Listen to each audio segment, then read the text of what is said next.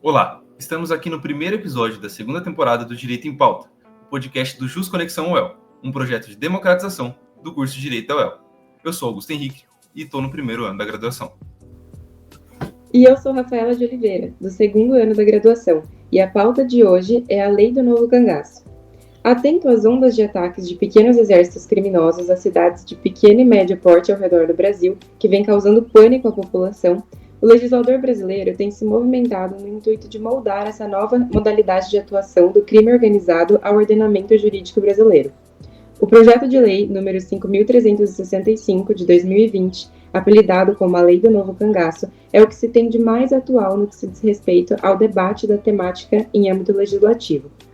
Dessa maneira, é imprescindível que tal discussão chegue ao maior número de cidadãos possíveis, uma vez que essa realidade bate à nossa porta. Porém, antes de iniciarmos esse episódio, venho em nome de toda a equipe do Direito em Pauta desejar a todos os nossos telespectadores um feliz e próspero 2025. Agradecemos a audiência de 2024 e esperamos vocês aqui nessa nova temporada. Assim, te convidamos a assistir nossos outros episódios e a acompanhar nossas redes sociais, @jusconexão.uel no Instagram e Direito em Pauta no YouTube e Spotify. Antes de tratarmos objetivamente sobre a norma que mencionamos anteriormente, é fundamental que a gente possa contextualizar para vocês, nossos telespectadores, o que é um novo cangaço. Tal expressão abarca episódios de ataques, com os primeiros registros dos anos 2000 pela família Carneiro, a agências bancárias e carros fortes em cidades brasileiras por grupos fortemente armados e especializados, com intuito patrimonial. O que diferencia tal movimento dos outros crimes é o modus operandi, com extrema expertise de atuação desses verdadeiros esquadrões. Normalmente, possuindo como alvo cidades de pequeno e médio porte, por possuírem menor contingente de agentes de segurança pública. Fazem suas operações na calada da noite, munidos de grande número de componentes especializados, todos aparelhados com carros grandes, armas de grosso calibre, coletes à prova de balas, balaclavas e explosivos. Os criminosos, ao adentrarem geograficamente no município pretendido, estabelecem cercos e sitiam o espaço, utilizando de objetos pontiagudos e de outros meios para obstruir as vias públicas e dificultar a ação de forças policiais, chegando a utilizar a própria população do local de refém, na forma de escudo humano para evitar reações de civis. Em média, essas operações são extremamente ágeis e técnicas, demorando em torno de 40 minutos para a finalização do ato criminoso. Todo esse modelo de operação apresentado anteriormente corrobora com a ideia que tais delitos são praticados por verdadeiras famílias criminosas, sendo possível acreditar que todos os recursos roubados têm como intuito financiar os tráficos de drogas e a compra de equipamentos potentes para as quadrilhas. Dito isso, cabe um questionamento. Por que a expressão cangaço? De onde ela surgiu?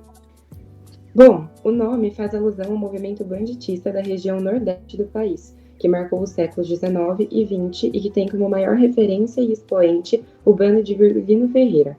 Se você não reconheceu o nome, tudo bem, pois ele ficou conhecido nacionalmente como Lampião, o rei do cangaço, com um grupo de mais de 100 homens. Os cangaceiros possuíam um estilo de vida nômade, habitantes de ambientes hostis da caatinga no semiárido nordestino, e se alimentavam e vestiam do que caçavam ou roubavam. Atacavam cidades interioranas com pequeno contingente policial, chegando a sitiar tais municípios por dias, fazendo isso de forma violenta, truculenta e ostensiva em seus ataques, onde a prática de fazer reféns, saques, mortes e estupros eram práticas comuns. Tudo isso munidos com rifles, pistolas e facões. Cabe destacar que na época citada, por volta de 1870, o Nordeste brasileiro era controlado por coronéis que eram grandes fazendeiros e ricos proprietários de terra. Os coronéis gozavam de riquezas e estabilidade, enquanto a população vivia em situações precárias, na miséria, na escassez e na fome, em meio a um ambiente seco onde a vingança ainda era a regra. Nesse contexto é que surgem os cangaceiros, sendo uma clara forma de resistência desse povo. O citado nos ajuda a entender a inadequação do termo novo cangaço nos dias atuais, onde é possível analisar todas as disparidades existentes entre esses movimentos. Nessa toada, gostaríamos de deixar a indicação de um romance que trata sobre a dura realidade da população do sertão nordestino na época, que por vezes era forçada ao êxodo. Trata-se do romance Vidas Secas, de Graciliano Ramos, um grande clássico da literatura brasileira. Feita a contextualização, vamos nos aprofundar agora sobre o projeto de lei número 5.365, de 2020, que tem por objetivo modificar o Código Penal, com vistas de tipificar os crimes de domínio de cidade, intimidação violenta e de modificar as leis de crimes hediondos. Um projeto de lei significa que há uma intenção ou proposta para criar uma lei ou alterá-la. Projeto esse que será submetido à avaliação de um órgão legislativo e, se aprovado, poderá se tornar uma lei. Segundo o Birata Sanderson, responsável pelo projeto de lei, o objetivo é fazer com que o crime de domínio de cidade seja tratado como um novo crime. O projeto prevê também a inclusão desse crime no rol dos crimes hediondos, dificultando a progressão do regime dos condenados.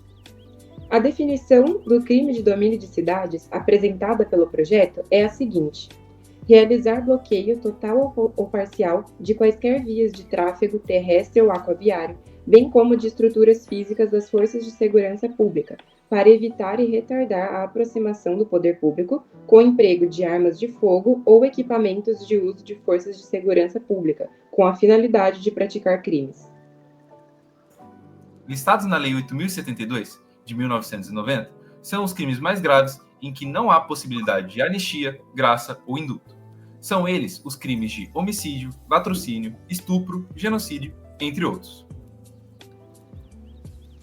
No que tange às penas do crime de domínio de cidade, o texto do projeto de lei prevê as seguintes penas, que vão de 15 a 30 anos de reclusão até 20 a 40 anos de reclusão combinado em multa, sendo possível o aumento de 1/3 da pena nos casos em que forem utilizados dispositivos explosivos ou captura de reféns, investidos contra instalações com destruição parcial ou total de prédios públicos ou privados, que inabilitarem total ou parcialmente as estruturas de transmissão de energia ou de telefonia, usados aeronaves ou outro equipamento para promover controle do espaço aéreo e capazes de propiciar a fuga de estabelecimento prisional.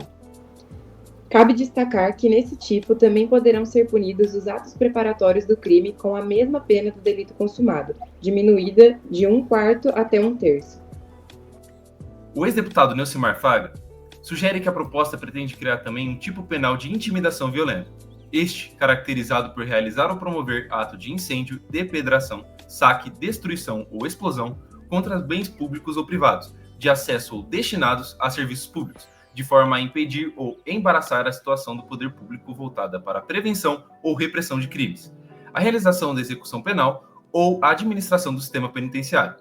A pena de intimidação violenta também alcança quem impede ou perturba a circulação de pessoas, o exercício de atividades públicas ou laborais, o funcionamento de estabelecimentos comerciais de ensino, hospitalares ou a prestação de serviços públicos com o objetivo de controle de território para a prática de crimes ou em razão dela. O texto esclarece que punições não se aplicam às ações para exercício de defesa de direitos, garantias e liberdades constitucionais.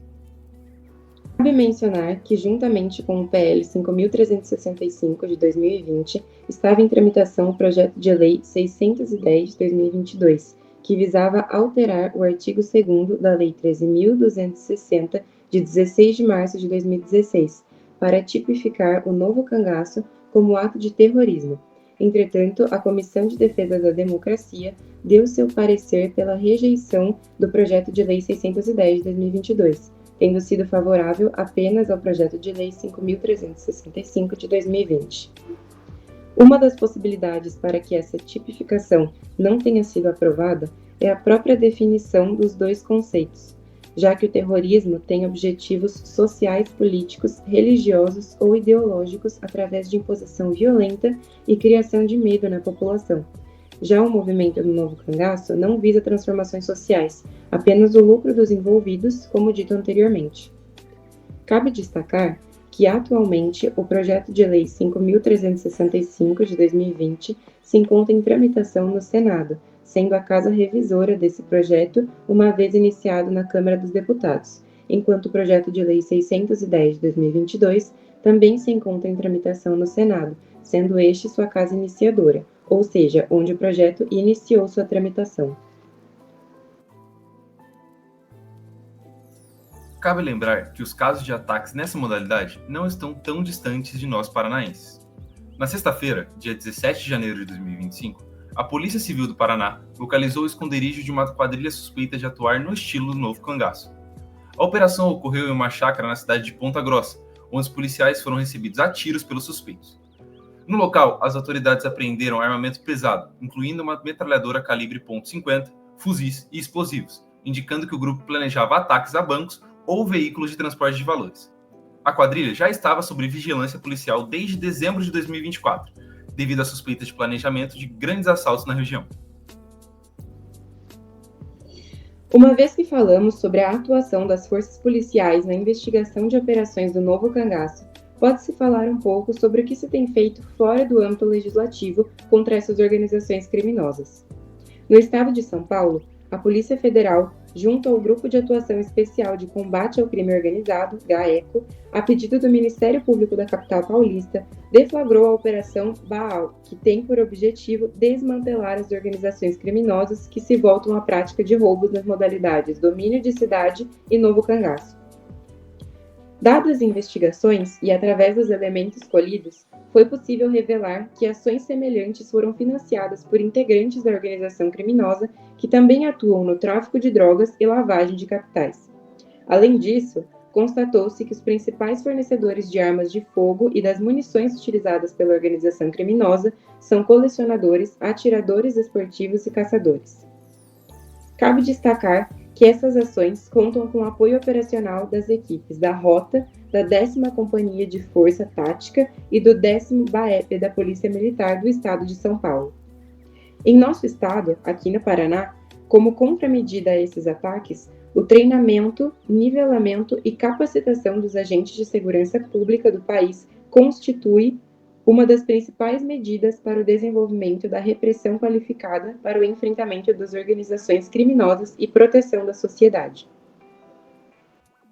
Neste ano, a Polícia Militar do Paraná irá promover treinamento de combate a crimes violentos.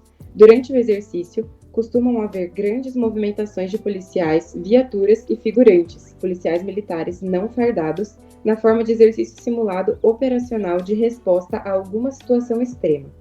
A intenção do treinamento é combater o chamado Novo Cangaço, que tem como características principais o uso de violência e estratégias para ataques a instituições financeiras, como bancos e carros fortes. A formação é organizada pelo Comando de Missões Especiais. O plano de defesa envolve policiais que atuam em determinada região e conta com o apoio de outras forças de segurança. O local do simulado não é avisado nem mesmo à corporação, para que os policiais possam atuar como se fosse uma situação real. Devido a esses ataques, o dinheiro vivo vem sumindo desses municípios pacatos. Os moradores se encontram sem paz e há uma baixa na economia local, decorrente das quedas de vendas. O pequeno contingente de forças policiais se vê apavorado, uma vez que registram diversas mortes de policiais militares, dado o conflito com esses criminosos. Cabe destacar que tal temática é de suma importância, pois afeta diretamente as populações das cidades alvos dos criminosos e os territórios próximos, tal como foi descrito. Isso encerra o nosso episódio de hoje. Para você que nos ouviu até aqui, vamos te fazer um convite. Seguir o nosso projeto de extensão lá no Instagram, @justconexão.el. Por lá você pode ficar ligado nos diversos conteúdos relevantes sobre direito e saber quando sai o próximo episódio. Lembrando que todos os projetos de lei citados nesse episódio podem ser acessados na íntegra pelo site do Senado Federal e a Câmara dos Deputados, os quais deixamos os links de acesso na descrição desse episódio. Esse foi o Direito em Pauta, o podcast do JustConexão UEL, um projeto de democratização do direito do curso de Direito da UEL, disponível no YouTube e Spotify. Para a produção desse episódio, trabalharam Augusto Henrique, Heitor Duarte, Isabela Borges, Matheus Monte, Rafaela de Oliveira Romagnoli, os diretores Fernando Iocomiso e Manuela Muniz, sob supervisão das professoras Juliana Pavão e Ana Cláudia Pinheiro. Eu sou Rafaela de Oliveira Romagnoli. Eu sou Augusto Henrique. E nós ficamos por aqui. Obrigado por nos ouvir e até a próxima pauta.